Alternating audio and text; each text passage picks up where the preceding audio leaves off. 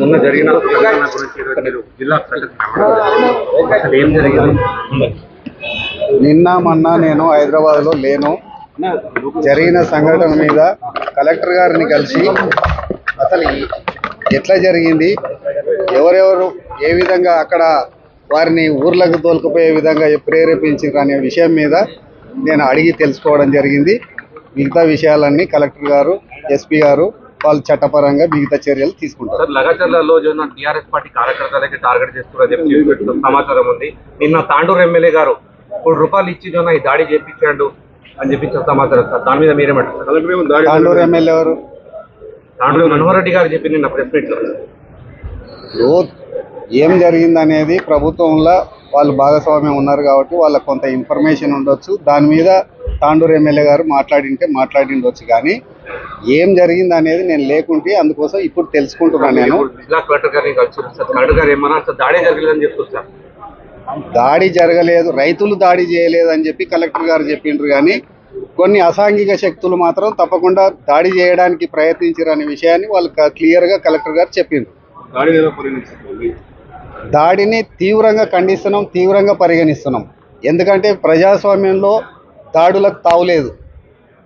ఒక ముఖ్యమంత్రి నియోజకవర్గంలో అభివృద్ధి చేద్దామని చెప్పి ఒక విధంగా ప్రయత్నం చేస్తుంటే ఇలాంటి అసాంఘిక శక్తులు అభివృద్ధి జరగకుండా నిరోధించడం కోసం ఈ విధంగా కుట్రలు చేసి, ఈ విధంగా దాడులు చేసి, అధికారులను భయపెట్టించి అధికారులను పని చేయకుండా చేద్దామనే ఉద్దేశం ఏదైతుందో ఆ ఉద్దేశాన్ని మేము తీవ్రంగా ఖండిస్తున్నాం. ఫార్మా కంపెనీ అగ్రరాజున టీఆర్ఎస్ పార్టీ ఎట్టి పరిస్థితుల్లో పెట్టొద్దని చెప్పి చెప్తున్నారు. మీరేమంటారు మీరు?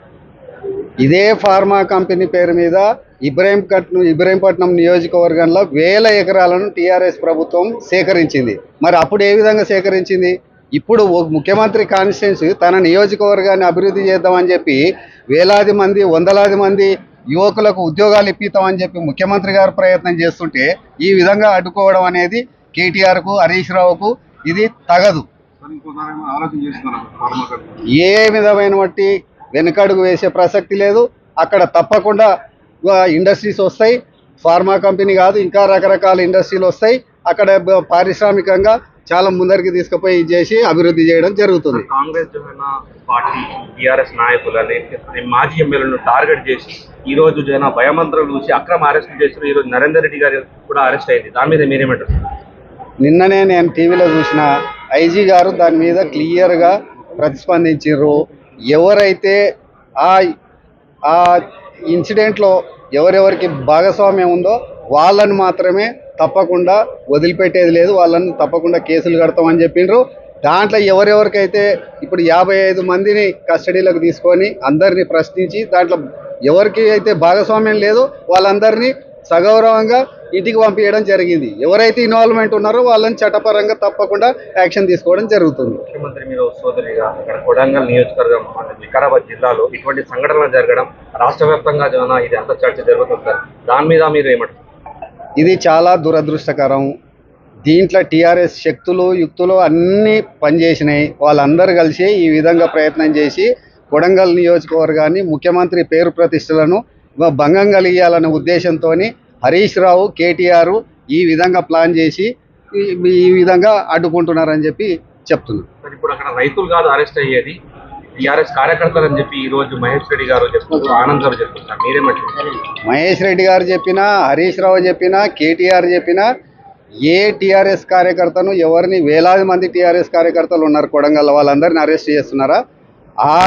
ఆ ఇన్సిడెంట్లో ఎవరెవరికి భాగస్వామ్యం ఉందో వాళ్ళని మాత్రం తప్పకుండా ఆ టీఆర్ఎస్ కార్యకర్త కావచ్చు, ఇంకెవరైనా కావచ్చు, ఏ అసాంఘిక శక్తి అయినా కానీ వదిలిపెట్టే ప్రసక్తి లేదు. గ్రామాలలో ఇంటర్నెట్ సర్వీస్ తీయడం కానీ, అక్కడ తాండావాసులను భయభ్రాంతులకు గురి చేయడం కానీ మీరు ఎలా చూస్తారు? భయభ్రాంతులకు గురి చేయడానికి ఏముంది? ఎవరంతా వాళ్ళు స్వేచ్ఛగా ఉన్నారు. అరెస్టులు ఎలా చూస్తారు? అరెస్టులను ఖచ్చితంగా అరెస్ట్ చేయాల్సిందే. ఎవరికైతే పాత్ర ఉందో వాళ్ళని తప్పకుండా అరెస్ట్ చేయాలి. ఎందుకు చేయొద్దు? ఇప్పుడు అభివృద్ధి చేస్తుంటే అభివృద్ధి చేసి నిరోధకులను తప్పకుండా చట్టపరంగా నీకేదన్నా ఉంటే, నీకేదన్నా ఇబ్బంది ఉంటే బాజాప్తా కలెక్టర్ గారు ఎప్పుడైనా ఆఫీస్కి రావచ్చు, కలెక్టర్ గారికి చెప్పొచ్చు, ప్రభుత్వానికి చెప్పొచ్చు, ఎవరికైనా చెప్పవచ్చు. కానీ దాని ముసుగులా మేము దాడులు చేస్తాము, అధికారులను భయపెట్టిస్తాము, కలెక్టర్ను కొడతాము, చంపుతాము, అనే విధంగా మీరు ఒకసారి గమనించండి, వీడియోలు చూడండి, ఎంతెంత లావు రాళ్ళు తీసుకొని కార్ల మీద వేసిండ్రో మీకు చూస్తే తెలుస్తుంది. ఇట్లాంటి వాటిని కూడా హరీష్ రావు కేటీఆర్ ప్రోత్సహిస్తామంటే మరి హరీష్ రావు కేటీఆర్ కూడా మల్లన్న సాగర్లా వందలాది మంది రైతులను రాత్రంతా ఊర్లు తిప్పి కొట్టి ఇచ్చేసి ల్యాండ్ అక్విజిషన్ చేసిరు. ఇప్పుడు అట్లా ఏమైనా జరుగుతుందా? ప్రజాస్వామ్యయుతంగా ప్రజలతో సంప్రదించి ల్యాండ్ అక్విజిషన్ చేయాలని చెప్పి కలెక్టర్ గారు, అడిషనల్ కలెక్టర్ అందరు అధికారులు అందరూ వచ్చి అక్కడ కూర్చొని మాట్లాడి నచ్చజెప్పి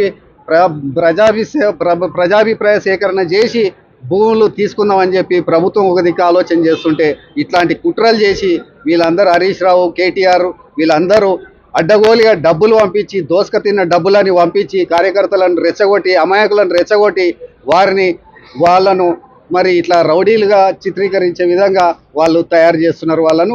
ఇది మంచి పద్ధతి కాదు. కడా చైర్మన్ వెంకటరెడ్డి గారి పరిస్థితి ఎలా ఉంది? మీరు పరామర్శించారా? అసలు కలెక్టర్ గారు ఏం చెప్పారు?